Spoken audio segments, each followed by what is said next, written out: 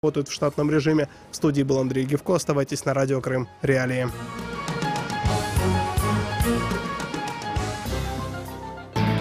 В эфире совместный проект «Радио Крым Реалии» и Первого канала Украинского радио.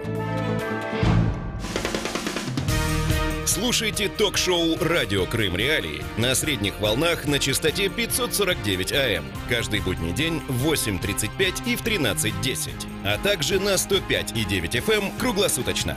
Крымчане имеют право знать. Приветствуем радиослушателей, настроивших свои приемники на частоту 105,9 FM в эфире радио Крым Реалии. У микрофона Татьяна Курманова. Напомню, что вы можете нас слушать также круглосуточно в любой точке мира, если настроите трансляцию на сайте Крым Реалии. Я, кроме того, напоминаю вам, что для нас важно ваше мнение и фидбэк от наших слушателей, поэтому вы можете звонить нам в любое время, высказывать собственную точку зрения, задавать вопросы гостям нашей студии. Если вы находитесь в Крыму, набирайте номер телефона 8 800 10 06 926. Если вы на материковой части Украины, набирайте номер 044 490 29 05. Тема дня. Сегодня День памяти героев Небесной Сотни. Именно в этот день, 4 года назад, в Киеве было убито наибольшее количество людей, 45 человек. И сегодня мы вспоминаем этот день, вспоминаем то, что происходило в Крыму в феврале 2014 года во время революции достоинства. Поговорим о том, как на полуострове отреагировали на расстрелы участников Евромайдана и кто в Крыму накануне аннексии вышел на проукраинские митинги. Будем связываться с участниками тех событий. На эти все вопросы мы ответим через несколько минут после того, как услышим сюжет, подготовленный нашими коллегами о событиях на Майдане в Крыму в эти дни. Крым в центре внимания. —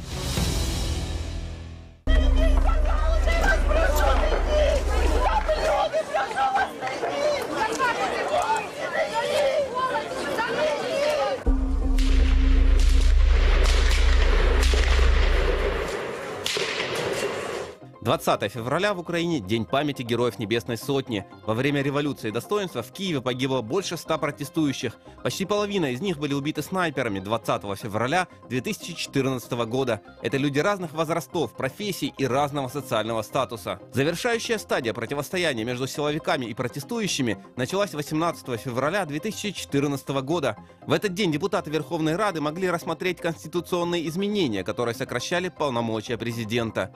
Утром 18 февраля несколько тысяч активистов собрались на Майдане и отправились маршем к парламенту. Подходы к зданию были перекрыты силовиками. Неподалеку от Верховной Рады начались столкновения. Силовики применили слезоточивый газ и шумовые гранаты. В результате пострадали первые 10 человек. После 2 часов дня в правительственном квартале бойцы спецподразделений начали стрелять в активистов с крыш домов. Позднее демонстрантов попытались разогнать с помощью водометов. В этот день погибли 23 протестующих. В ночь с 18 на 19 февраля произошел поджог Дома профсоюзов на Майдане. Несколько протестующих оказались заблокированы внутри. Пожар удалось потушить только утром. Активисты заняли здания главпочтамта, консерватории и Госкомтелерадио. В свою очередь силовики организовали баррикады на Грушевского и возвели укрепления вокруг Верховной Рады. 20 февраля – день массового расстрела, самого кровавого события в истории независимой Украины до начала военных действий на Донбассе. Утром того дня протестующие пошли в активное наступление. В ответ снайперы открыли огонь по активистам. По данным следствия, в первые минуты от выстрелов снайперов в форме бойцов спецподразделения «Беркут» на улице Институтской в Киеве погибло 7 человек, но позже счет пошел на десятки. В этот день были убиты 47 протестующих. Также погибли 11 представителей силовых структур. Акции протеста на Майдане Независимости в Киеве начались 21 ноября 2013 года. В Генеральной прокуратуре утверждают, за время революции достоинства пострадало более 2000 человек. Крым в центре внимания. В эфире радио Крым Реалии. Сегодня вспоминаем День памяти героев Небесной Сотни. Вспоминаем массовый расстрел в центре Киева, когда 20 февраля 2014 года было убито 45 человек. И до сих пор проверяются различные версии, кто спровоцировал обострение. Ну и тем временем мифы о Майдане распространяются уже 4 года, в том числе мифы об участии на Майдане крымчан. С нами на связи Александра Дворецкая, крымская правозащитница, глава правления организации «Восток СОС». Здравствуйте, Александра.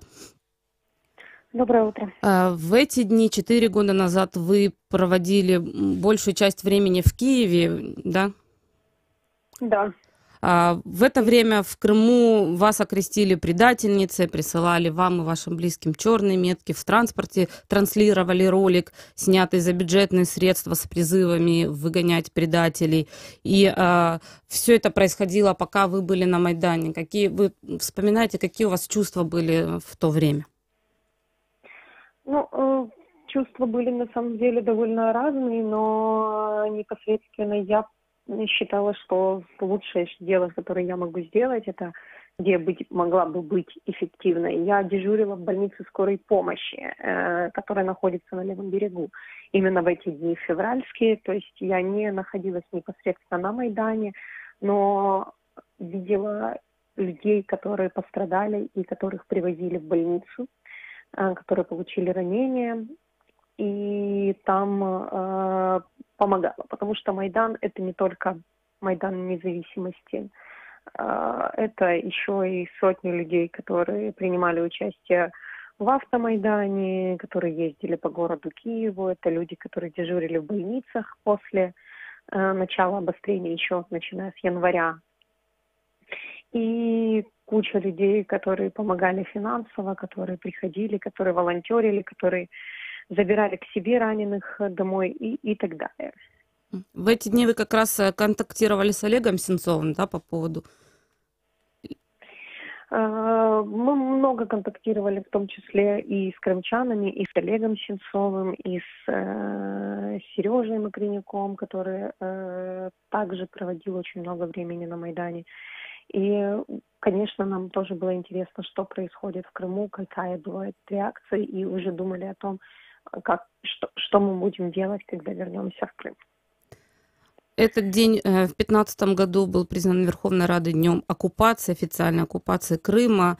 Но я вот вспоминаю те дни и помню, что у нас еще не было чувства, да, захвата и знаний тех, которыми мы обладаем сейчас. И не было понятно, что Крым уже захвачен, и в Крыму есть, в принципе, уже крымские военные. Да. И вы вспоминаете тогда, были ли какие-то данные, позволяющие говорить о том, что вот Крым захвачен уже в эти дни? Были отдельные данные, которые связаны с передвижением российских военных по территории, были какие-то информации о их заселении в Ялтинские санатории, но мы, к сожалению, не служба безопасности для того, чтобы мочь отслеживать передвижение российских военных, поскольку в Крыму официально существуют российские военные части, существовали на период 2014 года, то и передвижение российских военных не было чем-то экстраординарным. Поэтому ощущение, конечно, было больше, что нам надо подумать, что сделать со старыми элитами, с регионалами, которые сидят в Крыму. И у меня тогда еще 20 февраля было ощущение, что самое страшное, что может произойти с Крымом, это то, что все эти люди останутся на месте. Конечно, про оккупацию я не думала. Хотя потом, возвращаясь уже к воспоминаниям, ты думаешь о том, что многие факты свидетельствовали о начале оккупации значительно раньше. Но в 2014 году этого не было видно. Да, и как раз вот в этот день Владимир Константинов сделал первое громкое заявление сепаратистское о отделении и присоединении к России, и в то же время 20 числа было заседание Верховной Рады Крыма, тогда еще, где выступал глава крымского главка СБУ Геннадий Калачев. Однако тогда никто не говорил о сепаратизме в Крыму, никто не возбуждал дел, и уже через 2 дня документы СБУ были сожжены, да, во дворе этого здания, и все мы видели последствия подобных решений. Александра, скажите, вот до сих пор бытуют мифы о том, что крымчан на Майдане было мало, их не было вовсе, хотя мы знаем и о погибших героях Небесной Сотни из Крыма. Вот по вашему мнению, много ли крымчан принимало участие в событиях на Майдане? Было ли чувство локтя у вас? Я могу сказать, что я часто встречала своих знакомых из Крыма на Майдане. Много ли их было в процентном соотношении, мне сказать сложно, но ощущение того, что наши есть везде, у меня всегда было. Я уже вспоминала и Олега Сенцова, и Сережу Макренюка. Я могу вспомнить выступление со сцены крымских представителей Майдана и Рифата Чубарова.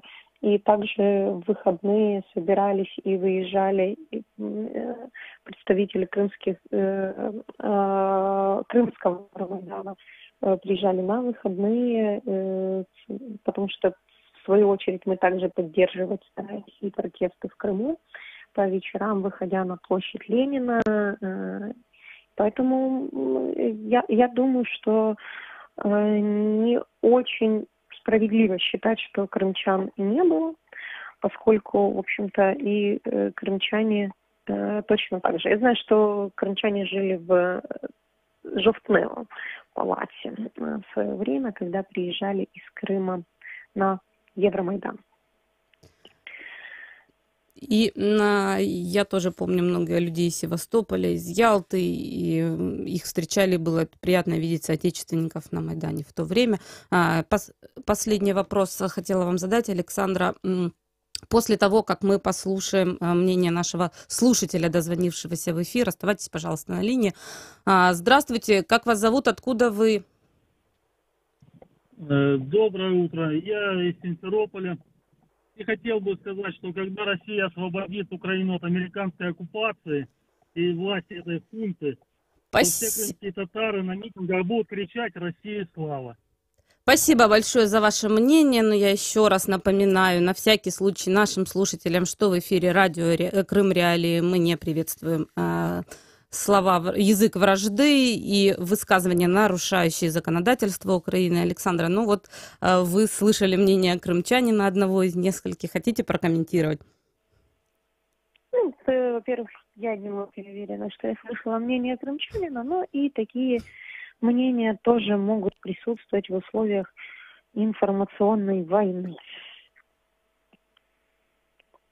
Понятно. И вопрос, который хотела вам задать по поводу мифов, которые вокруг крымчан и событий на Майдане разворачиваются. Вот сейчас активно в крымских СМИ развивается тема того, что крымчане, вышедшие на Майдан, в том числе люди, бывшие на Майдане, активисты, погибшие герои Небесной Сотни, подарили Крым России. Как вы считаете? Крым был оккупирован, согласно и украинскому законодательству, и моему мнению. И в Крыму были российские военные, которые захватывали его. И никаких других вариантов не было. И от обычных активистов, в общем-то, к сожалению, очень мало что зависело. Спасибо вам большое. Я напомню, что с нами на связи была крымская правозащитница, ныне глава правления организации «Восток СОС» Александра Дворецкая. Напомню, что сегодня мы говорим о Дне памяти героев Небесной Сотни и вспоминаем события на Майдане и в Крыму. Важные события, спорные заявления, последние новости, горячие темы. Все это в прямом эфире с 8 до 11. В эфире самого крымского в мире радио. Радио Крым Реалии. В эфире радио Крым Реалии, у микрофона Татьяна Курманова. С нами на связи координатор движения Евромайдан Крым Сергей Ковальский. Доброе утро, Сергей. Доброе утро. Вспоминаем сегодня события февральские, 4-летней давности. Вот Евромайдан Крым, общественное движение в эти дни собирало, мобилизировало людей для поездки в Киев. И тогда же в эти дни звучало ваше заявление о политическом преследовании активистов Евромайдан Крым. Были нападения на вас уже в эти дни, да, и давайте вспомним, что предшествовало вашим заявлениям тогда. на самом деле тут, что касается именно нападений и всяких преследований, можно бесконечно рассказывать, это будет, наверное, долго.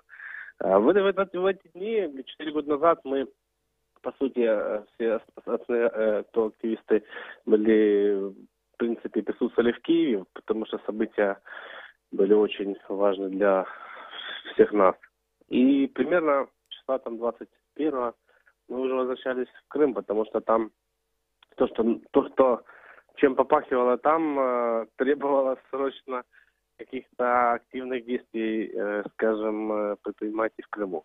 Вот. То есть вы имеете в виду заявление, в том числе и Владимира Константинова, да, о присоединении к России, первые сепаратистские заявления, которые прозвучали в те дни?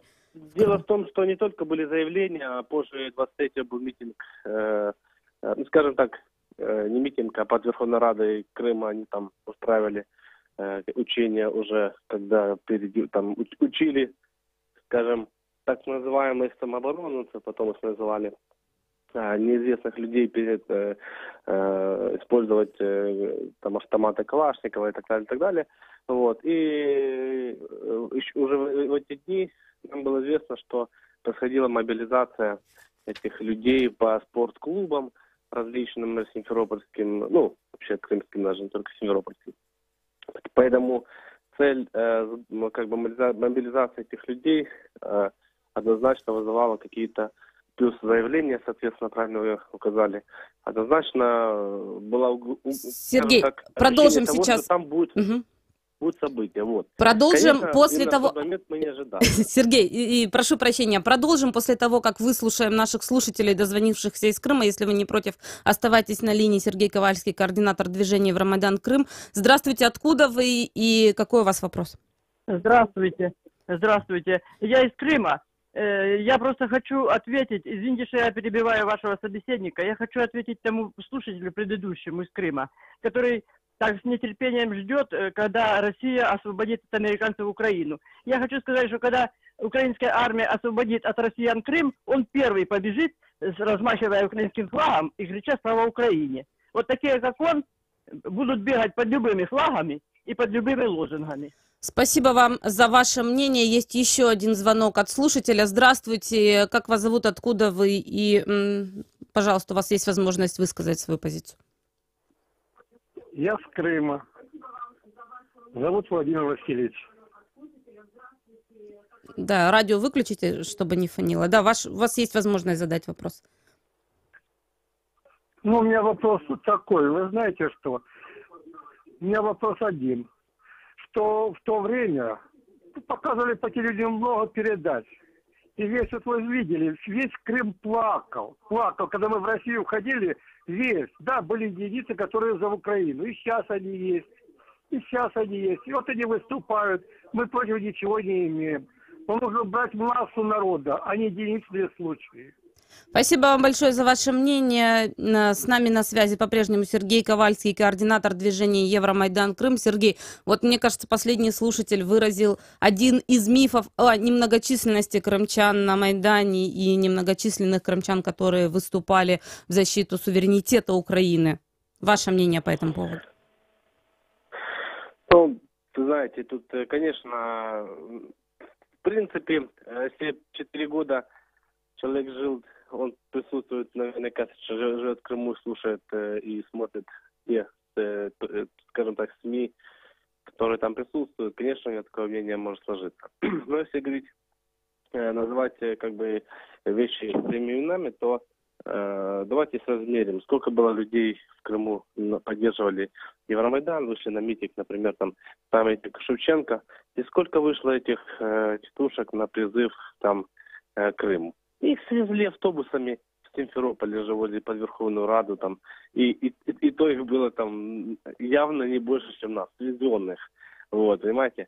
Поэтому говорить о том, кто реально поддерживал, ну, те люди, которые сидели дома, смотрели телевизор, они, сложно сказать, что они занимали какую-то активную позицию, и их оценить, их мнение достаточно сложно. Но об этом и свидетельствует, да, 27 февраля, утро этого дня, когда весь Симферополь будто вымер, и никто не выходил ни на какие акции за присоединение, так называемое, к России, пока не свезли автобусы из Севастополя. Как мы помним, и как мы сейчас удостоверяемся в этом из пленок Глазьева, да, автобусы за деньги привезенные. Более того, мы знаем интервью Гиркина, там всем известно, как она рассказывала, как все были против, в том числе и все силовики, и ему под дулом автоматом приходилось сгонять всех, и Верховную Раду, этих депутатов, даже уже молчу за простых людей, депутатов сгонять, чтобы они голосовали, и все остальное. Поэтому он открыто человек, который организовал эти процессы, заявляет о том, что никакой поддержки не было. Поэтому мнение... Конечно, простой человек, который посмотрел красивую картинку, не знаю, может, наверное, даже еще фильм, который снят в России, как Путин захватывал Крым, вот. Причем он там тоже не скрывает, что он захватывал Крым, понимаете? То есть, на самом деле, я не знаю даже, откуда это мнение уже сложено. Мне кажется, все мифы эти уже сами же русские, в принципе, и, скажем так, эти мифы уже не имеют места быть даже со слов самих же русских, самих же тех, кто проводил эти аннексии. Вот. Спасибо вам большое. Спасибо. Сергей Ковальский, координатор движения Евромайдан Крым, общественного движения, которое собирало на митинги на площади Ленина в Симферополе и мобилизировало людей для поездок в Киев. С нами на связи Сергей Макренюк, руководитель управления по вопросам Крыма и Севастополя, Министерства по вопросам оккупированных территорий, в те дни активный участник Майдана. Здравствуйте, Сергей. Доброго ранку. Вспоминаем сегодня погибших героев Небесной Сотни и участие крымчан в событиях на Майдане. Вот уже Александре Дворецкой задавали вопрос о количестве крымчан, встреченных ею на Майдане. На ваш взгляд, было ли крымчан там много? Ну, давайте так.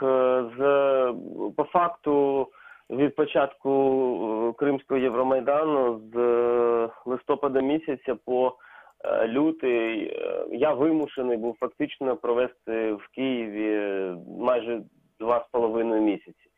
З 2 грудня по 23 лютого, окрім січня 2 тижнів я не був.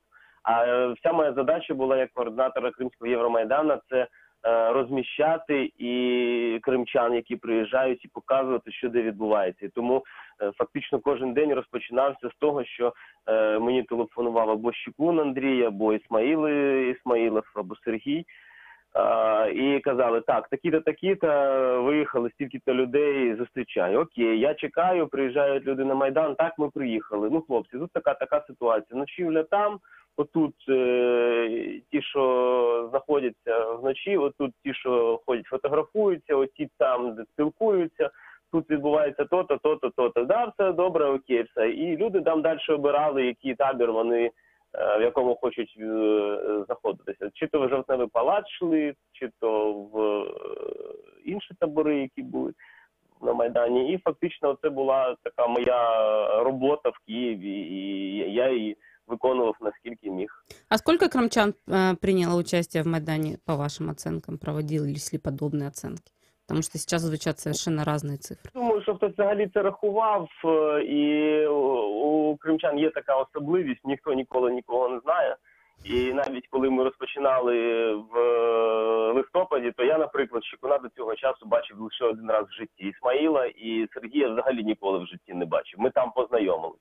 А потім, якщо виявитися і подивитися за всю кримську історію Євромайдану, то з тих людей, з якими сьогодні там умовними 2 тисячами я спілкуюсь, більш-менш розумію, де вони знаходяться, чому вони вимушені були виїхати, то я з них на самому старті взагалі нікого не знав. Ну, 2-3 людини, не більше.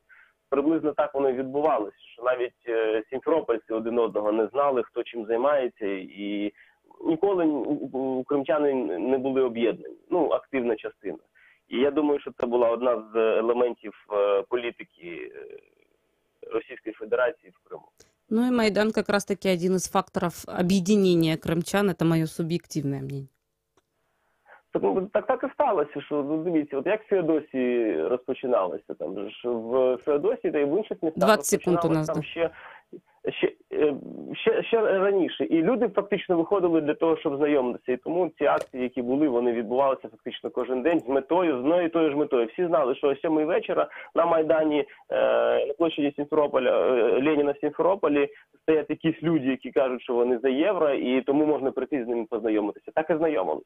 Спасибо вам большое. Напомню, что с нами на связи был Сергей Макренюк, руководитель управления по вопросам Крыма и Севастополя, Министерства по вопросам оккупированных территорий, в эфире радио Крым Реалии. Продолжим после паузы.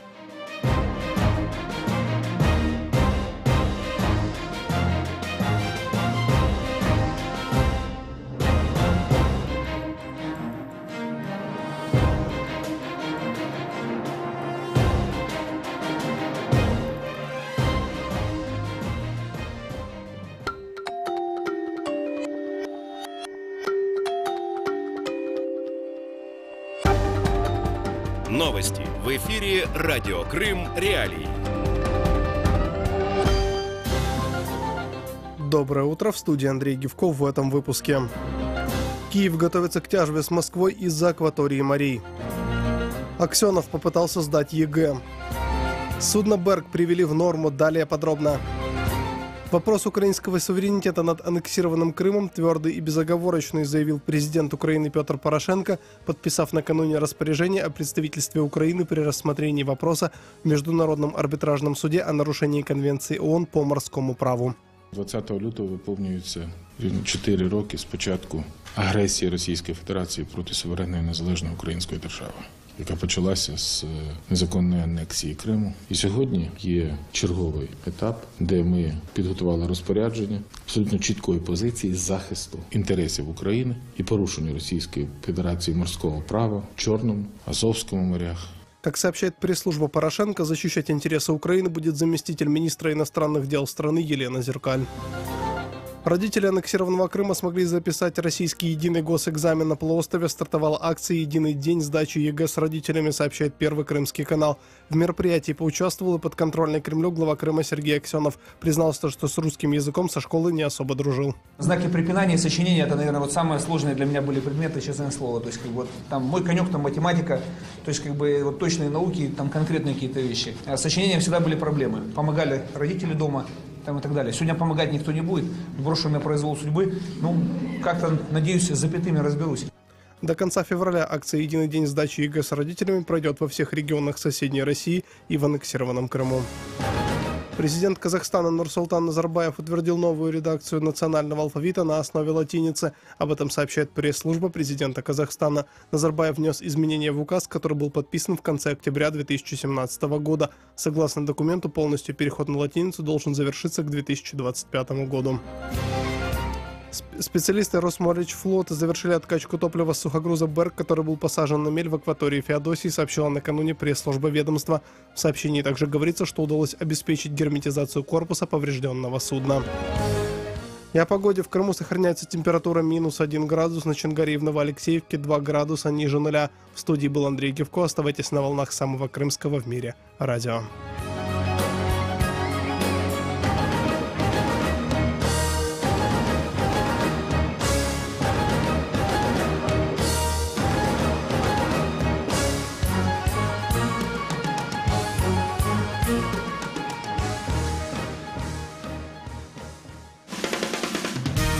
Слушайте ток-шоу «Радио Крым Реалии» на средних волнах на частоте 549 АМ. Каждый будний день в 8:35 и в 13:10. А также на 105,9 FM круглосуточно.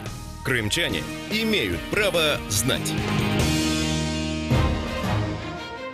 Продолжается эфир радио Крым Реалии. У микрофона Татьяна Курманова. Как вы уже знаете, можете бесплатно звонить в эфир по телефону 8 810 06 926. Если вы в Крыму, если вы житель материковой части Украины, набирайте номер 044 490 2905.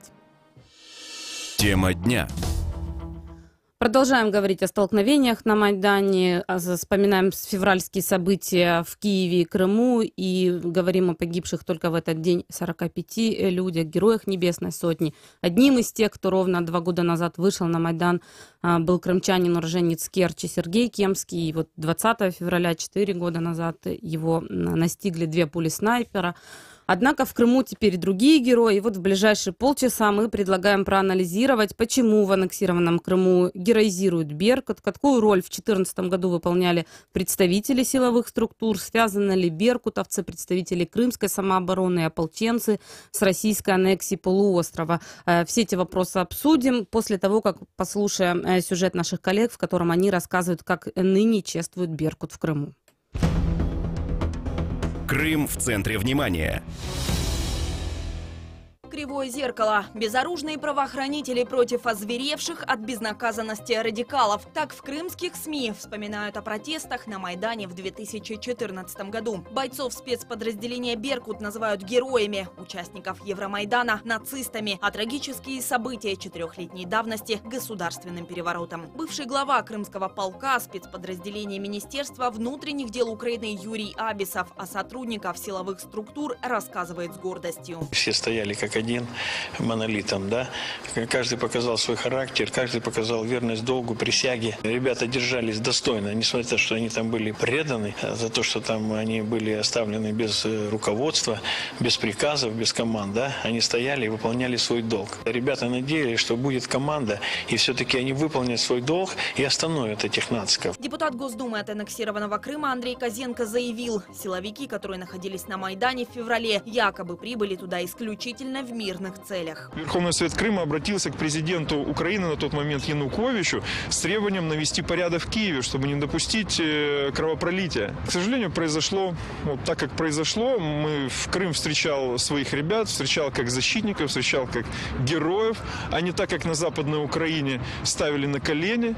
Вот этот момент мне запомнился больше всего. Когда наши ребята вернулись из Киева, они как будто вернулись с войны, вернулись победителями и Крым защитили. Президиум российского парламента Крыма посмертно наградил 3 крымских силовиков – Дмитрия Власенко, Виталия Гончарова и Андрея Федюкина. Каждый из них получил орден за верность долгу. Кроме того, в Евпатории состоялся молебен в память о старшем прапорщике Федюкине. Сослуживцы несли цветы к памятнику беркутовца, который был установлен в городе еще в 2015 году. Крым в центре внимания. В эфире радио Крым Реалии, у микрофона Татьяна Курманова. Сегодня говорим о героизации Беркута в Крыму. С нами на связи атаман крымского казачества Сергей Акимов. Здравствуйте, Сергей. Добрый день. И Козенко, и другие представители российской власти Крыма заявляют, что Беркут не участвовал в разгоне Майдана. Что вы знаете? Ну, по поводу разгона Майдана, я сомневаюсь, что они, конечно, не выполняли свой долг, а разгон был Майдана, не было, это уже другой вопрос. Они выполняли на тот момент свой долг. Они выполнили его до конца, я вам скажу так. Причем и не присягу, и то же самое свое, как честь офицера, и беркутовцы они не опозорили. Единственное, что там получилось, это то, что их все предали на тот момент. На тот момент предал их президент Янукович, того, кого они защищали до последнего. То же самое предали все генералы, все министры. А то, что разгон демонстрации, они выполняли свои законные обязанности. Что значит разгон демонстрации и всего остального? Если люди бенчинствовали или что-то еще, должно быть так, понимаете? Если не будет кто-то выполнять этого, будет хаос в стране. Смотрите, председатель общественной организации ветеранов Беркута Владимир Крашевский, наверняка вы его знаете, в интервью Ленте.ру и другим изданиям, в принципе, заявлял, что именно Беркут первым поднял российские флаги, из всех украинских формирований на тот момент. Много лет поддерживал Россию, принимал там неохотно присяги, везде висел портрет Путина, об этом все время говорил Крашевский, и в принципе он заявил, что первые именно беркутовцы вступили в контакт с российскими военными. Так ли это? Что вы думаете по этому поводу? Ну, лично я не думаю, что именно Беркут. Еще раз говорю, они выполняли свой долг, это тот закон, они выполняли законы Украины, исполняли законы Украины. А по поводу всего остального, то, что они вступили, насколько я знаю, это все делал народ, обычный народ. То есть тоже ополчение самое Крыма и обычные люди. А Беркут, не было такого. Даже смотрите, было такое, когда приехали ребята с Киева, их встречали как героев, потому что все понимали, что они были брошены на тот момент, но они выполнили честно свой долг, когда их встретили. Потом они поехали к себе на базу. Кто начал охранять их базу? Опять же, обычные люди собрались, женщины, дети даже не мужчины, а женщины и дети начали охранять базу. По поводу флага российского, допустим, я такого не знаю, что они первые подняли флаг российский. Этого я не знаю. Ну вот об этом говорил, в принципе, и Крашевский, и Абисов. Но кроме того, да, вот Крашевский говорил о тесном сотрудничестве с крымским казачеством.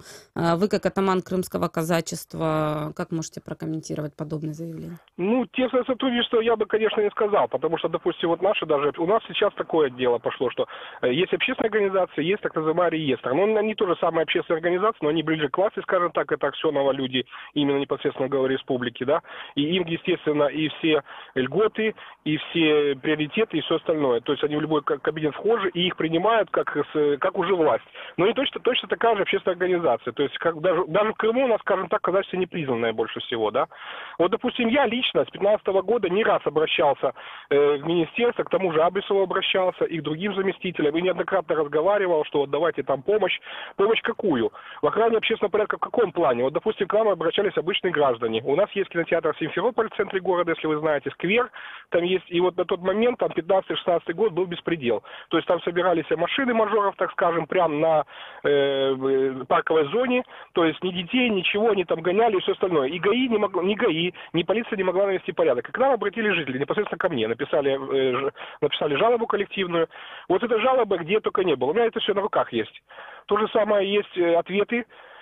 Нам все время говорили, что и до сих пор это все то, что сейчас делается, да, тоже ополчение, тоже казачество, это просто показуха, я вам честно говорю. Просто показуха. Ну, смотрите, ничего там, никто ни с кем не сотрудничает и даже не собирается. Даже полицейские первые там моменты, это был 16-17 год, они даже с ополченцами не хотели ходить, тем более с казаками. И сейчас то же самое продолжается. Просто говорю, просто это получается, фиксу сделали специально, что вот смотрите, у нас все хорошо и все замечательно, вот мы ходим, а такого у нас нет. Но при этом мы видим, да, и в СМИ крымских, что сейчас, в принципе, происходит героизация Беркута, а вы говорите, что они не принимали таких активных участий, как заявляют в событиях 14-го. Нет, они принимали, я же вам говорю, они охрану тогда общественного порядка в Киеве проходили. То есть а позже в Крыму? Общественного порядка. Нет, в Крыму, было, как это, они были тоже то же самое, как бы, там не только были беркутовцы, там были и полиция, и то же самое ополчение, так называемое ополчение. Но это же было, опять же, смотрите, сколько, 2-3 дня, 4 дня и все там, грубо говоря. Потом же было совсем по-другому. Уже пришла Россия и все стало на свои места. А до сих пор это все делается показух, как вы говорите, героизация и все остальное. Даже то же самое ополчение, да, на данный момент. 90% людей, которые сейчас в нашем крымском ополчении, они никакого отношения не имели к той крымской весне. Потому что, еще раз повторяю, это было 2-3 дня, неделя, грубо говоря, все. Потом все настало, устаканилось, и все стало на свои места. Полиция поменяла трезубец на российский флаг у себя на форме. Даже у нас было такие случаи, что некоторые ходили, шеврон у него российский, а на фуражке еще трезубец. Даже такое было. То есть, и к чему я говорю, что у нас реализация идет во всем, понимаете, нужны герои, то есть показывают людей постоянно, только кому непонятно, они сами себя снимают в телевизоре, сами себя смотрят, потому что люди уже этого не смотрят и не обращают даже внимания.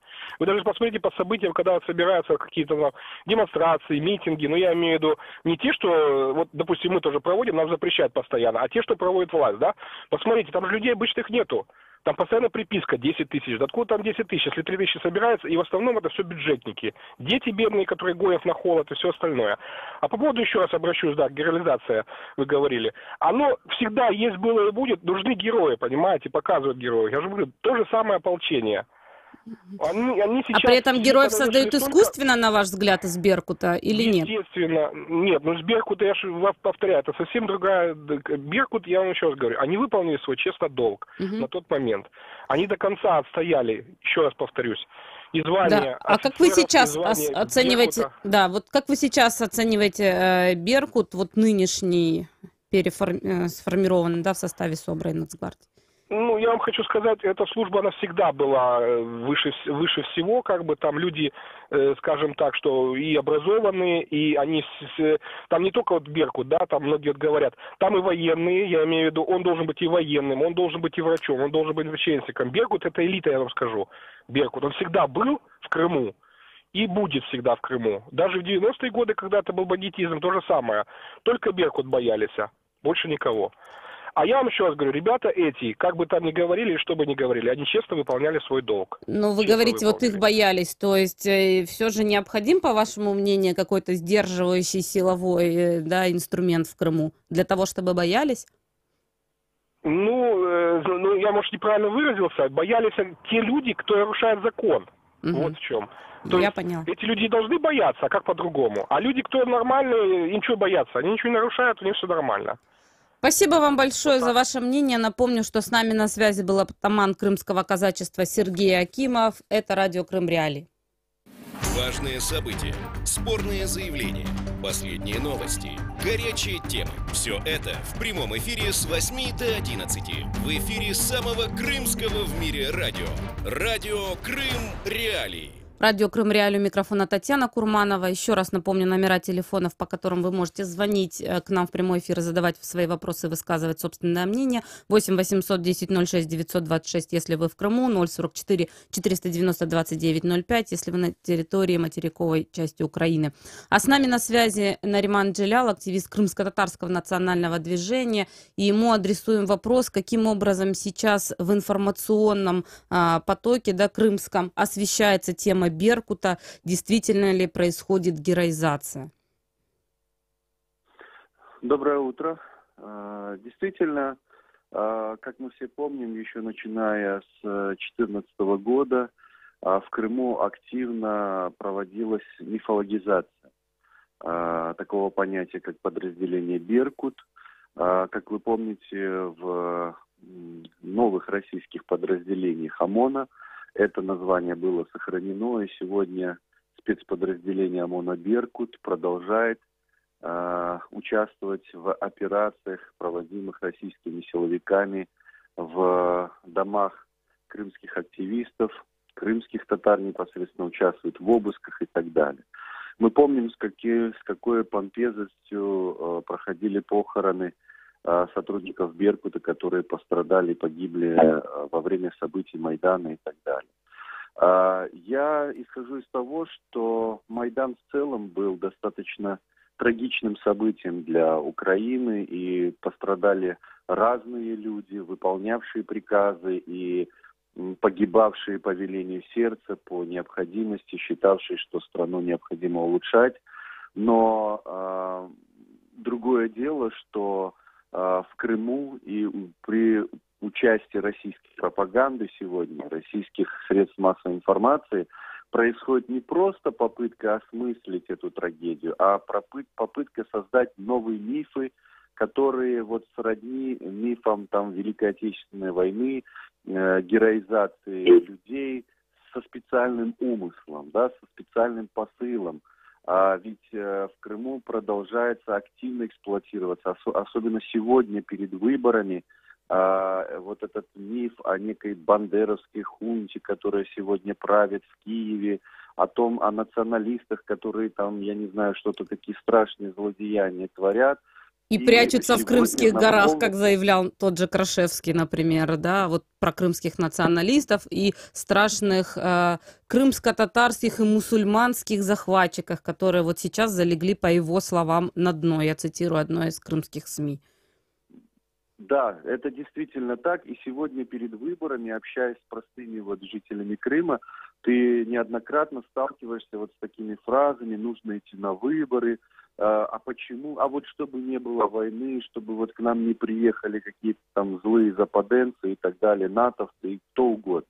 И миф о неких погибших героях в борьбе с этим злом, так называемым, он, естественно, очень востребован, и здесь как раз-таки вспоминаются сотрудники «Беркута».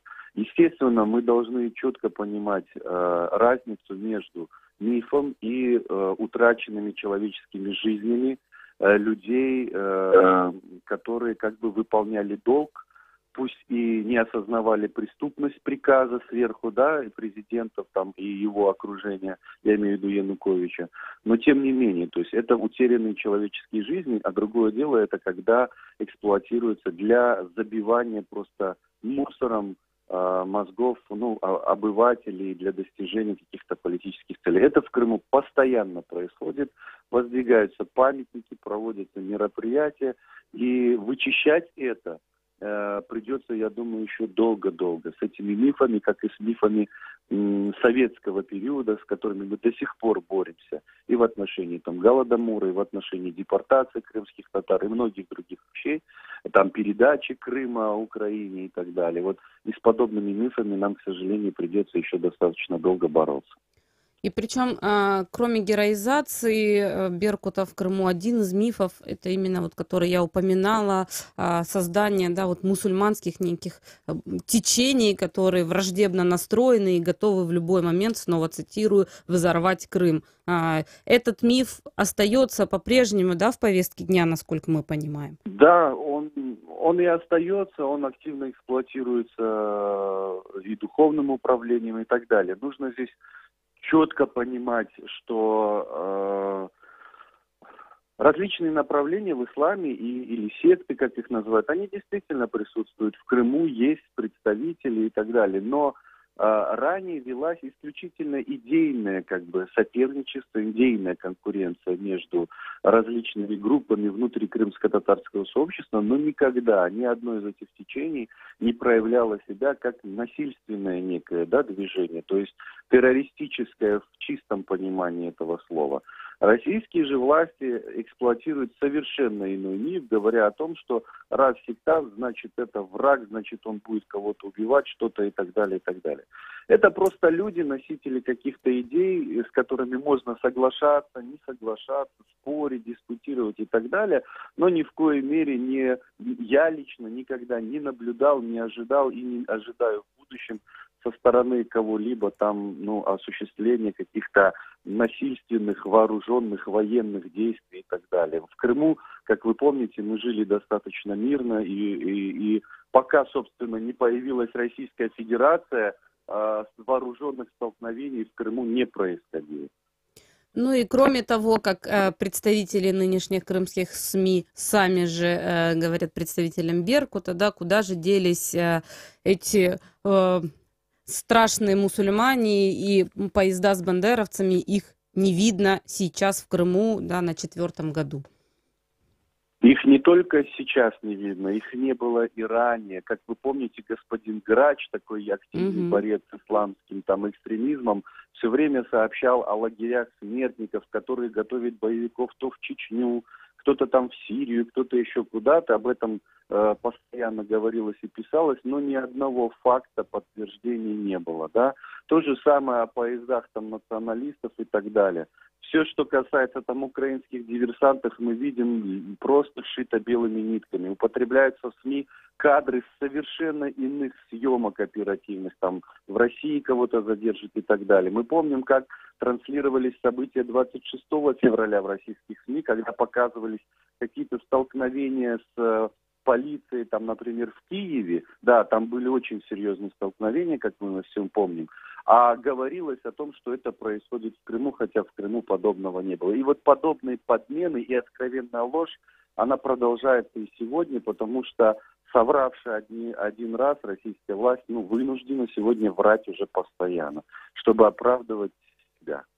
Спасибо большое. Напомню, что с нами на связи был активист крымско-татарского национального движения Нариман Джилял. Это радио Крым Реалии.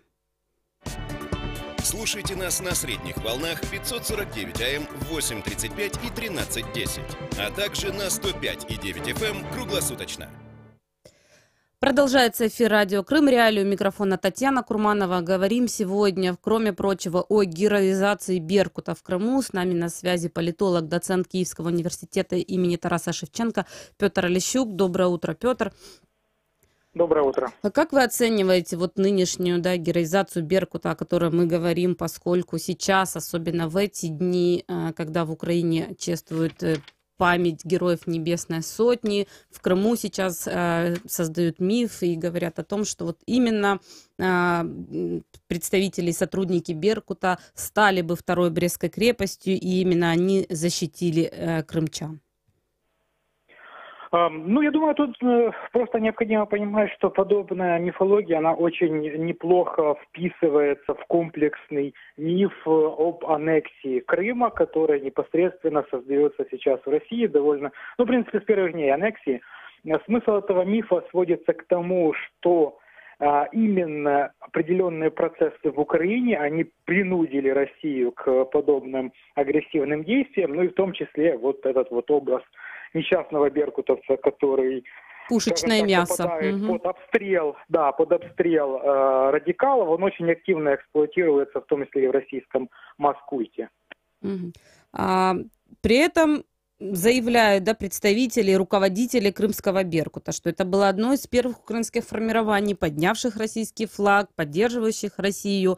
При этом, не стесняясь, говорят о том, что срывали шевроны украинские в течение многих лет и, собственно, первыми приняли и вступили в контакт с российскими военными, захватившими Крым.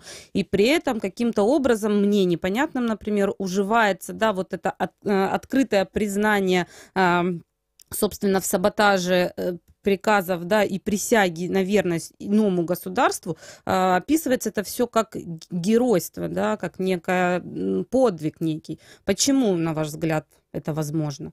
Каким образом это уживается в сознании крымчан?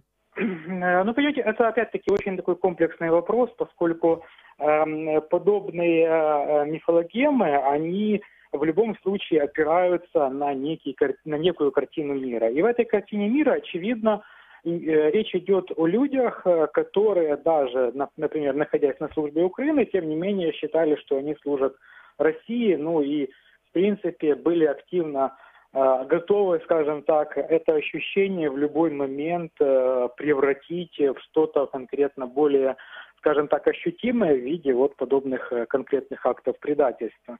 И, в принципе, подобный взгляд на проблему с другой стороны, он, пожалуй, позволяет, скажем так, немножко по-другому взглянуть на проблему аннексии Крыма и нам непосредственно из Киева. То есть, например, когда сейчас происходит процесс, так называемый процесс над Януковичем по поводу государственной измены, там тоже поднимаются у нас соответствующие вопросы, связанные с действиями, с бездействием, скажем так, представителей центральной власти в этих вопросах. То есть мы знаем, что сейчас очень активно обсуждается проблема так называемой сдачи Крыма, когда отсутствовали соответствующие приказы, которые бы, в принципе, должны были быть изданы государственным руководством, которое взяло власть в свои руки непосредственно после Майдана, о том, чтобы все-таки издать соответствующие приказы и начать непосредственно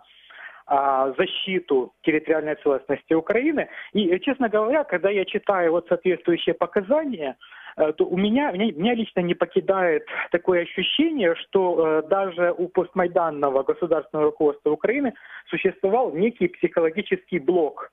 Например, во всех этих показаниях проходит такая мысль, что мы не начали активные, например, боевые действия по защите для того, чтобы не начать войну.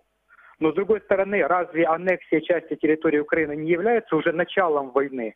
То есть какой-то психологический блок, что Крым – это, скажем так, некая особая территория в составе Украины с какими-то особыми порядками, и что общие порядки Украины на ее территории не действуют. И, в принципе, я думаю, что подобный психологический блок, он создавался ведь не один год. Он создавался длительное время, и именно его проявление мы видим в тех соответствующих показаниях, точнее не показаниях, а в тех, скажем так, информационных сообщениях, о которых вы только что сказали. И потому так хорошо, мне кажется, укоренилась мифологема о том, что именно люди, вышедшие на Майдан, подарили Крым России. Хотела у вас еще спросить о феномене смешанного сознания, так называемого, который мне тоже непонятен. Как могут уживаться высказывания о честном поведении на Майдане, о чести. При этом, представители Беркута говорят, что там ужасно было фотографироваться с обнаженным Гаврилюком, и нельзя было бить безоружных, и при этом рассказы о горах каких-то, где спрятались бандеровцы и прочих непонятных мифов, которые самим же крымчанам кажутся абсолютно ненастоящими и неоправданными. Каким образом происходит вот это смешение?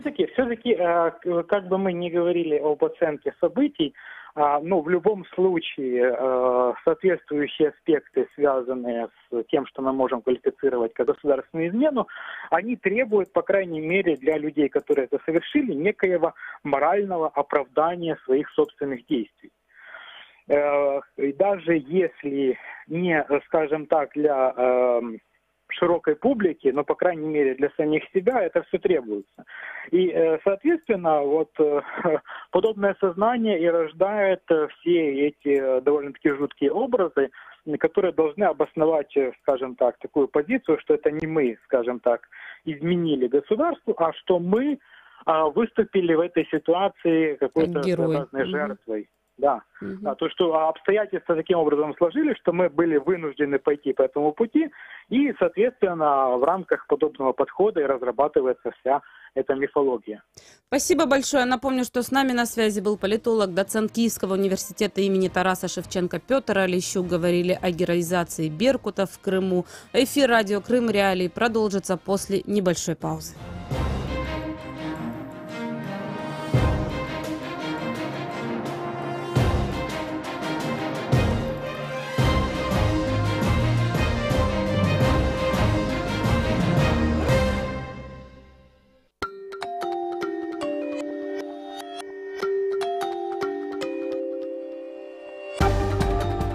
Новости в эфире радио Крым Реалии. Доброе утро, в студии Андрей Гевко. Поговорим о таком. Атаман крымского казачества заинтересовал полицию. Аксенов, Константинов и Поклонская подали адвокатский запрос в Херсон. Россия не признает международное право МИД Украины. Далее подробно. Российскую МВД по Симферополю возбудило дело об административном нарушении в отношении атамана крымского казачества Сергея Акимова за проведение одиночного пикета под зданием прокуратуры аннексированного Крыма. Об этом Крым Реалии сообщил российский общественник Илья Большедворов. Сегодня у нас должен был проходить митинг под названием «Владимир Путин, президент России». Как мы видим, да, что сегодня здесь у нас была заявлена с 12 до 15:00. Людей, естественно, никого нету на этом мероприятии, вообще ни на каком. Хотя у нас написано в уведомлении. Проведение публичного мероприятия в форме митинга на указанном месте, указанное вами время, предоставляется возможность. При этом, как сообщил Большедворов, пикет был прерван сотрудниками полиции якобы для получения объяснений.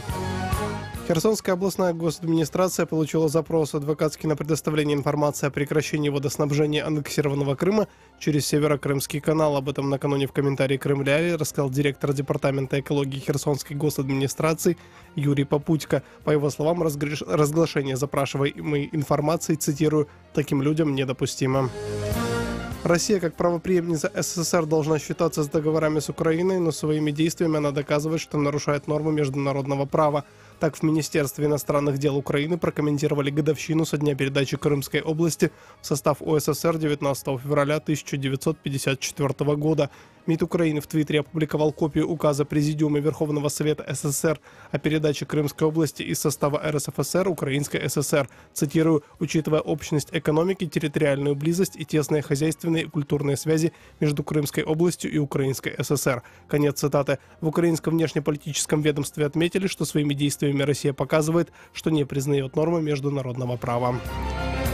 Правая ультраконсервативная популистская партия «Альтернатива для Германии» обогнала левую социал-демократическую партию по симпатиям избирателей в Германии, сообщили социологи 19 февраля по результатам опроса общественного мнения, проведенного институтом Инса по заказу газеты «Бильд». Согласно результатам, «Альтернатива для Германии» набирает пока 16%, социал-демократы 15,5%, распределяя таким образом второе и третье места соответственно. Блок ХДС, ХСС и ее лидер Ангела Меркель остаются на первом месте с 32%. И о погоде в Крыму сейчас -1, на Чангаре в Новоалексеевке 2 градуса ниже нуля. В студии был Андрей Гевко. Оставайтесь на радио Крым Реалии.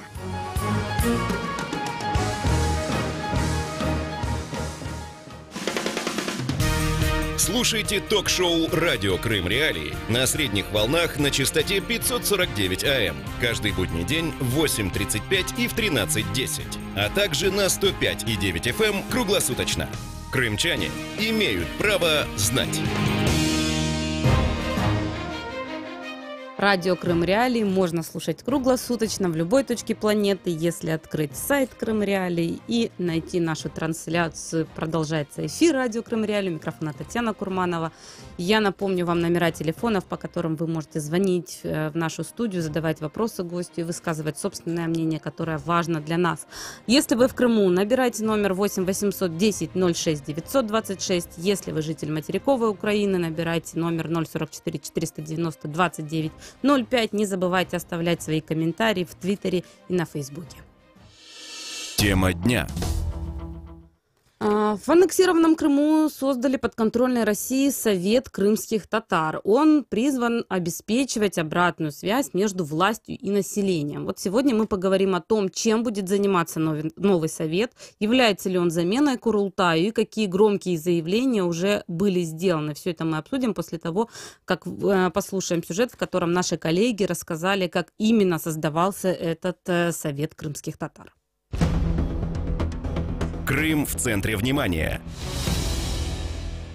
Курултай по-российски. 17 февраля в Симферополе прошел внеочередной съезд мусульман Крыма. Его участниками стали главы мусульманских общин, религиозные служители из различных регионов полуострова, представители общественных организаций. На форуме создали Совет крымско-татарского народа. Его членами стали 15 человек из сфер духовенства, спорта, культуры, медицины и образования, некоторые из которых известны своими пророссийскими взглядами. Среди членов Совета подконтрольный Кремлю муфтий Крыма Эмирали Аблаев и его заместитель Айдер Исмаилов, член Совета при президенте России по межнациональным отношениям Искандер Белялов, основатель Крымского инженерно-педагогического университета, герой Украины Февзи Якубов. Участники религиозного форума призвали крымских татар прийти на выборы президента России 18 марта, которые пройдут и на территории аннексированного полуострова. Председатель подконтрольной России национально-культурной автономии крымских татар Ивас Умеров заявил крымским СМИ: уже сейчас процент его соотечественников, которые придут на избирательные участки, достаточно велик. По разным оценкам различных социологических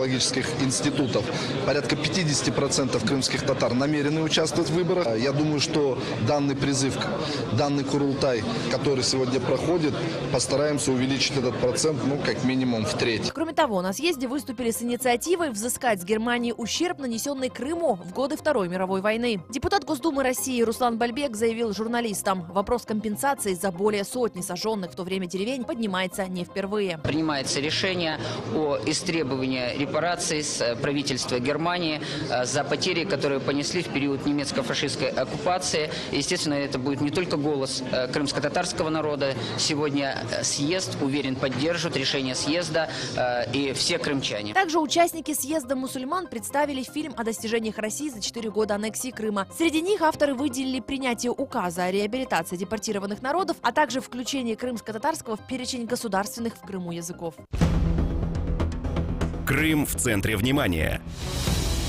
В эфире радио Крым Реалии, у микрофона Татьяна Курманова. Сегодня говорим о создании подконтрольного России Совета крымских татар в Крыму. И перед эфиром мы связались с пресс-службой Духовного управления мусульман Крыма за комментариями и хотели пригласить их принять участие в нашем эфире. Однако позитивного ответа мы не получили. Как всегда, мы готовы предоставить площадку для обратной связи, но пока вынуждены прибегнуть к крымским СМИ. И послушаем комментарий участника Тальята Шарфединова, который рассказал, что на собрании было принято обращение к крымско-татарскому народу и крымчанам, в котором делегаты призвали принять участие в выборах президента России 18 марта. И, по его словам, делегаты были единогласны во мнении и решили, что поддержка выборов президента – это важный и правильный шаг для крымско-татарского народа. Слушаем Тальята Шарфединова. Я за то, чтобы все мы жили в мире, согласии, строили будущее для своих детей, внуков. Все делается для того, чтобы Крым процветал. На выборы надо идти, потому что мы сейчас все под одной конституцией. На будущее мы будем фигурировать как полноценная нация, если мы пойдем на выборы.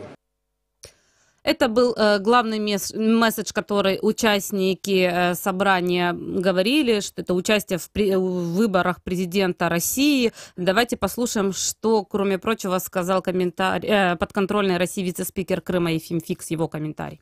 По всей линии съезда прозвучала мысль толерантность, мысль, что мы единый народ здесь, в Крыму, мы вместе. Это уже очень важная составляющая, что духовный лидер крымско-татарского народа, человек, который очень много внес позитивного с тем, чтобы был мир, чтобы была толерантность, чтобы вместе жили, я думаю, что это большое событие в жизни Крыма.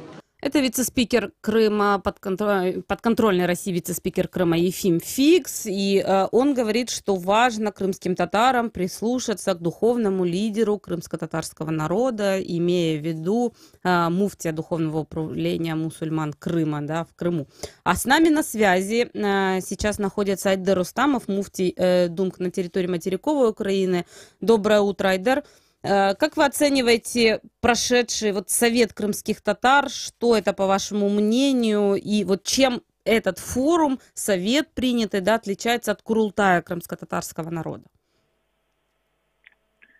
Это так называемый совет, я бы это так называл. Это очередная жалкая попытка вовлечь крымских татар в эти предвыборные процессы, попытаться встроить крымских татар в эту единую так называемую структуру русского мира, побудить их к тому, чтобы они участвовали в этих так называемых выборах, которые не признаются ни с точки зрения международного права, ни с точки зрения даже российского законодательства. Речь идет о Владимире Владимировиче Путине, который баллотируется уже, нарушая Конституцию Российской Федерации. Вот и все. А как вы считаете, как оцениваете заявление Ефима Фикса, да, по поводу того, что духовный лидер крымско-татарского народа, по его мнению, поддержал выборы президента, да, поддержал выбор, и поэтому все крымчане крымские татары должны прислушаться к этому мнению?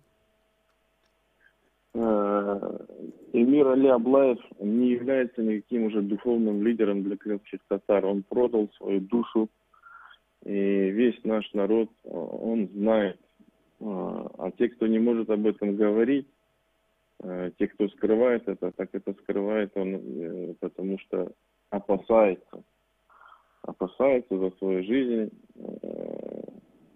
за свою работу, возможно, в Крыму. Мы все прекрасно знаем, в какой атмосфере живут там наши соотечественники. Сейчас там создается постоянная атмосфера запугивания. Создаются такие условия, когда наши соотечественники должны вынужденно покидать те, кто не согласны. И все мы прекрасно знаем, как приглашали людей на этот форум, объясняя, что это посвящено столетию трагической гибели Намана Челиби-Джихана. Как вы считаете, в среде крымских татар, среди крымских мусульман есть понятие о том, что собой представляет вот этот совет, так называемый совет Шура, да, как его называют, и Курултай крымско-татарского народа, который должен собраться на материковой части Украины? Есть, конечно, понимание. То есть, слава богу, наш телеканал АТР с переходом на новый формат каждый день вещает о том, что происходит в Крыму, о тех репрессиях, о тех обысках. Каждый день проходит аналитика того, кто что сказал, где какой суд прошел и так далее. И практически каждая крымско-татарская семья смотрит этот телеканал, поэтому нас уже не обмануть. В 2014 году, да, глава организации Крым-Бирлиги Ситумер Ниматулаев уже пытался созвать форум неких организаций и пытался созвать Курултай крымско-татарского народа, у него это не удалось. Вот этот вот совет, так называемый, да, способен ли стать заменой Курултаю, либо это представление о замене существует ныне в Крыму? То есть они создают этот совет как замену Курултая, правильно я понимаю? Пытаются, да. Я это и отметил в самом начале, сказал, что это очередная жалкая попытка создать такую прокладку между, я намеренно, опять же, выбираю это слово, между оккупантом и крымскими татарами. Отмечу, что крымских татар на сегодняшний день очень мало, если брать масштабы России, для того, чтобы они, то есть мы, крымские татары, внесли какую-то там картину в общую на выборах, так называемых выборах Российской Федерации. Так зачем же мы так интересны Российской Федерации своим участием в выборах? Очевидный ответ. То есть для того, чтобы показать всему миру о том, что крымские татары признали эту оккупацию. Попытка. Да, собственно, эта тема и муссируется сейчас в российских СМИ и путает иностранных коллег в том числе. Совершенно верно. Угу. Как вы оцениваете участников этого так называемого форума, и этого совета? Были избраны 15 представителей так называемого этого совета. Как их оцениваете вы? Они продали свою душу дьяволу, вот так оцениваю. И я напомню, что там в этом списке подконтрольный Кремлю муфтий Крыма Эмирали Аблаев и Февзи Якубов, это президент Крымского индустриально-педагогического университета, герой, между прочим, Украины, Искендер Белялов, это член Совета ныне при президенте России по межнациональным отношениям, и Джингис Якубов, ректор КИПУ. И именно участие этих персоналей позволяет, мне кажется, крымским СМИ сейчас говорить о том, что лидеры крымских татар приняли участие в выборах России, примут участие и призывают всех крымских татар принять участие в том числе. И напомню, что с нами на связи Айдер Рустамов, муфти Духовного управления мусульман Крыма на территории материковой части Украины. Хотела задать вам еще вопрос, как вы оцениваете заявления, кроме прочего, которые были приняты. Главных их было, напомню, 2. Это обращение к крымским татарам с призывом прийти на выборы и процедура взыскания ущерба с Германией за годы войны. Именно это заявление, как вы оцениваете? И почему именно с Германией, например, а не с Россией, которая является правопреемницей СССР? Это просто красиво выглядит на фоне давления международного на Российскую Федерацию, на то, что не отменяются санкции и так далее. А Германия это часть Европы. Кстати говоря, я также отметил, что ни слова не было сказано о депортации нашего народа. Было сказано именно о репарациях. То есть попытка так выставить крымских татар в таком свете. Мы часть единого многонационального государства. Мы еще требуем, от Европы, которая накладывает санкции на Российскую Федерацию, чтобы она возместила. Спасибо вам большое. Я напомню, что с нами на связи был Айдер Рустамов, муфти Духовного управления мусульман на территории материковой части Украины. Это радио Крым Реалии. Важные события, спорные заявления, последние новости, горячие темы. Все это в прямом эфире с 8 до 11. В эфире самого крымского в мире радио. Радио Крым Реалии. И в эфир самого крымского в мире радио можно дозвониться из Крыма по телефону 8 810 06 926 и с материковой части Украины, набрав номер 044 490 29 05. Оставляйте свои комментарии в Твиттере и Фейсбуке. Нам важно ваше мнение. И напомню, что сегодня в эфире радио Крым Реалии обсуждаем создание в Крыму подконтрольного России Совета крымских татар, который, по заявлениям представителей этого совета, должен обеспечивать обратную связь между властью и населением. Достаточно прозрачно, на мой взгляд, заявление. А с нами на связи заместитель директора Центра ближневосточных исследований Сергей Данилов. Доброе утро, Сергей. Доброе утро. Как вы оцениваете создание этого совета? Является ли это заменой Курултая? Они хотят. То есть власти Крыма оккупационные хотят создать замену Курултая. Было несколько попыток, как уже у вас в эфире говорилось, создать нечто, чтобы представляло всех крымских татар, которое бы могло в сознании самих крымских татар заменить Курултай, и которое можно было демонстрировать миру, городу и миру, России и международному сообществу как легитимный голос крымских татар, которые выступают как за российский статус Крыма, так и, например, за участие в выборах Путина. Безусловно, именно это была цель. Получается ли, на ваш взгляд, эта демонстрация? Пока не получалось. Отличие этой попытки в том, что средства, которые вкладываются в муфтият Крыма, они довольно значительные. А Аблаев, сам муфтият, и муфти, и имамы мечетей стали как бы частью бюрократии. Это часть оккупационной власти. Они встроены в систему, они функционируют как чиновники. В этом отличие от всех остальных предыдущих попыток, что используется этот механизм. Но насколько удастся, как сейчас представляется, крымские татары в очередной раз не придут на выборы. И, соответственно, судьба этой шуры опять будет под большим вопросом. И при этом средства, как вы правильно заметили, продолжают вкладываться, да, и мы увидели список делегатов и членов, да, этого совета, 15 человек, которых ныне российские СМИ представляют как лидеров крымско-татарского народа, и просто хочется понять, насколько удается внести сумятицу в среду крымско-татарского народа. Вот Айдер Рустамов, муфти Думк на территории Украины, сказал, что не удастся этого сделать, поскольку крымские татары и крымские мусульмане знают, кто есть кто в их среде. Как вы оцениваете эту ситуацию? Понимаете, нельзя... Я думаю, существует различия. Крымские татары не придут, скорее всего, на выборы, как я прогнозирую, как мне кажется, потому что они отделяют деятельность какого-то имама своего, к которому они теоретически могут относиться в целом позитивно.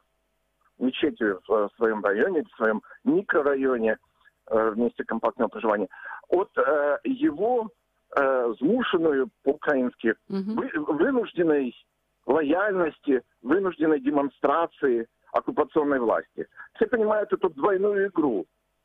Но в то же время часть истеблишмента крымско-татарского, которая осталась в Крыму, она всячески демонстрирует, потому что это ее шанс получить новое место, получить доступ к ресурсам, увеличить свой статус, получить назначение в Российской Федерации.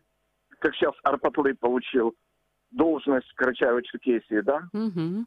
То есть они в этом заинтересованы, и они будут на это работать. Напомню, что с нами на связи заместитель директора Центра ближневосточных исследований Сергей Данилов. Говорим о пророссийском совете крымских татар в Крыму. Как вы оцениваете заявления? Да, их, по сути, это было два на этой шуре, да, на этом совете. Призыв крымским татарам прийти на выборы и призыв, да, по процедуре взыскания ущерба с Германией за годы войны. Почему-то именно Германии, да, были озвучены призывы о репарации, и ни слова не было сказано о России. Того, чтобы не вспоминать Россию и Советский Союз. Надо заместить, сместить врага, да. Если напоминать о 1944 году, надо говорить о Сталине, о преступной политике, которая велась в Советском Союзе, о долгих годах, когда не было позволено вернуться на родину, о всех попытках вернуться и о репрессиях. И, был придуман такой довольно странный, я бы сказал, даже дурацкий способ подмены понятий, подмены цели, перенести вот это вот на что-то другое, например, на Германию. Это довольно странный и довольно, как мне кажется, неудачный ход. А как вы считаете? Политтехнологов, которые консультировали, которые дали муфтияту этот сценарий. Думаете, мировое сообщество услышит эти призывы? Будет ли как-то реагировать? Вы знаете, политтехнологи, которые это придумывали, они смотрят на ситуацию в Европе, например, на те заявления, которые прозвучали в Польше по поводу репараций, которые часть польского истеблишмента озвучивает, что должна была бы получить Польша от Германии, да? Я думаю, что они мыслят вот такими категориями, и это игра такая. играючись, привносят, а давайте попробуем вот это. Одним из аргументов вот этого пророссийского совета и, собственно, месседжи, которые на этом совете были, да, постоянно проговаривались, именно указ о реабилитации депортированных народов, и вот его как главное достижение России всегда представляет. Вот как вы его оцениваете и влияние этого указа на жизнь крымских татар сейчас в Крыму? Для крымских татар было очень важно моральная составляющая, то есть извинение, признание вины, признание преступности, акций по депортации и последующих действий по гонениям на активистов, которые пробовали организовать возвращение в Крым. То есть это очень важно. Другое дело, что сам указ оккупационного, российского президента, он не сыграл той роли, на которую они рассчитывали. В Москве долго думали, что надо дать крымским татарам. Да? Понятно было, что надо что-то дать для того, чтобы обеспечить лояльность. Но этот указ стал тем, на что постоянно ссылаются. Это очень частотно, если взять тексты, выступления публичные, материалы в прессе.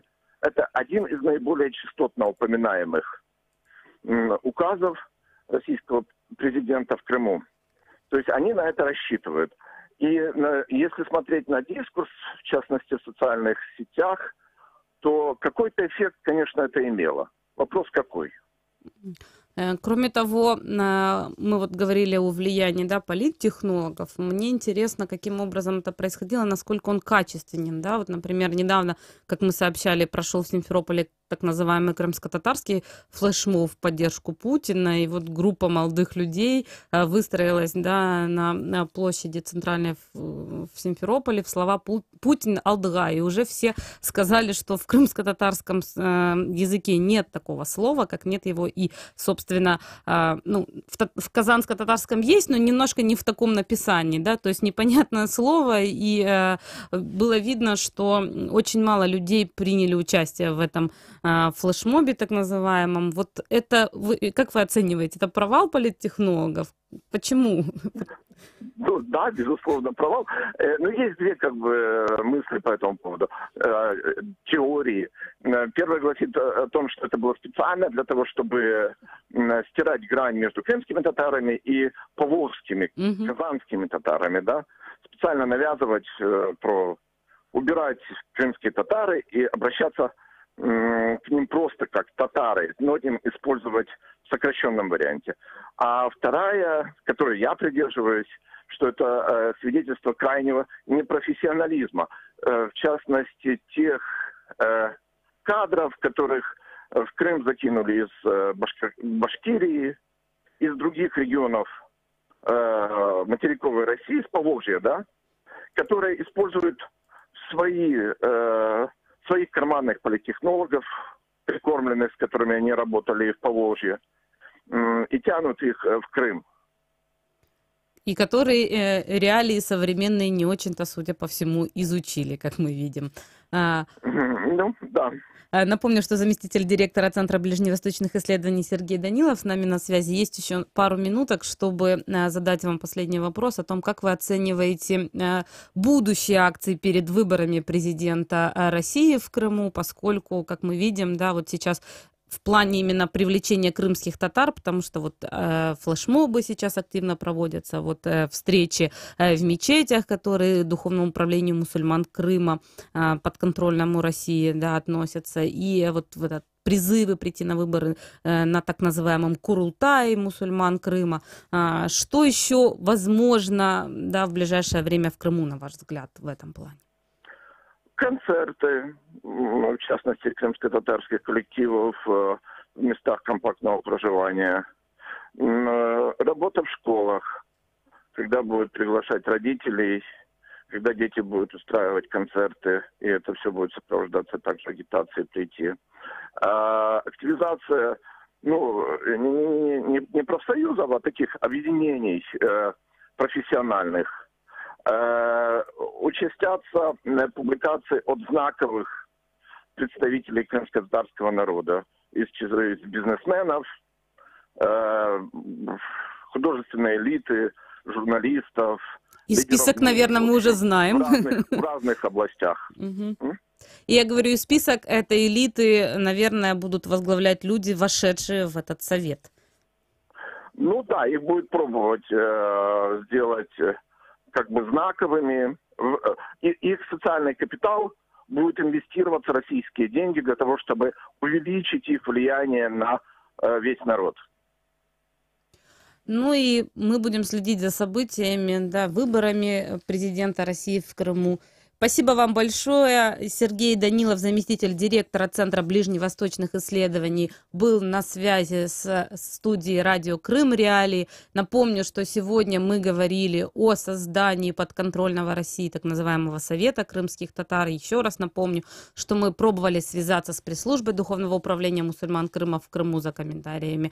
И решили они не принимать участие в нашем эфире, но мы готовы предоставить площадку им для их мнения. Это радио Крым Реалии. Оставляйте свои мнения, свои вопросы и темы будущих передач на нашем сайте, в Твиттере и на Фейсбуке. Звоните нам в эфир 8 800 10 06 926 044 490 29 05. Читайте наши материалы, смотрите прямые видеотрансляции эфиров. –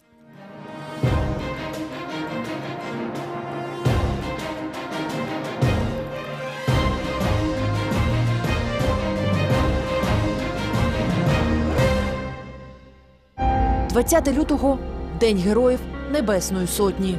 В цей день в Україні вшановують